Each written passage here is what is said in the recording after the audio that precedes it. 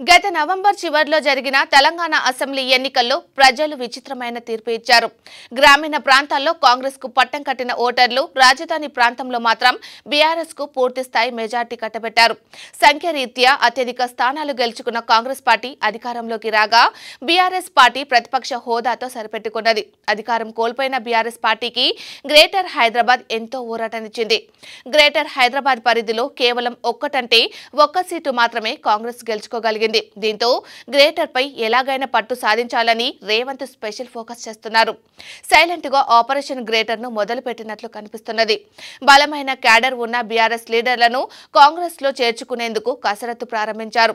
పేరుకు మర్యాదపూర్వక భేటీలు నిర్వహిస్తూ అసలు కార్యక్రమం చాప కింద నీరులా చేసుకుంటూ పోతున్నారు.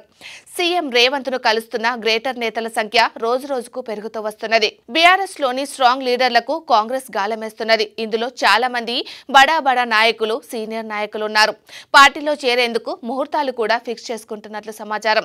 నిజానికి తెలంగాణ ఏర్పాటయ్యే వరకు బీఆర్ఎస్ కు కూడా గ్రేటర్ లో పెద్దగా గుర్తింపు రాలేదు. జీహెచ్ఎంసీ ఎన్నికల్లో 1-2 సీట్లను సరిపెట్టుకున్నది. 2014 తర్వాత రాష్ట్రం ఏర్పాటై కేసీఆర్ ముఖ్యమంత్రి అయ్యాక గ్రేటర్ మొత్తం బీఆర్ఎస్ చేతికి చిక్కింది.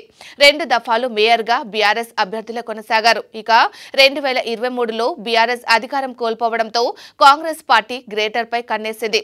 మరి ఈ ఆపరేషన్ గ్రేటర్ లో కాంగ్రెస్ విజయం సాధిస్తుందా లేదా అన్నది తేలాలంటే మరికొన్ని రోజులు వేచి చూడాల్సిందే.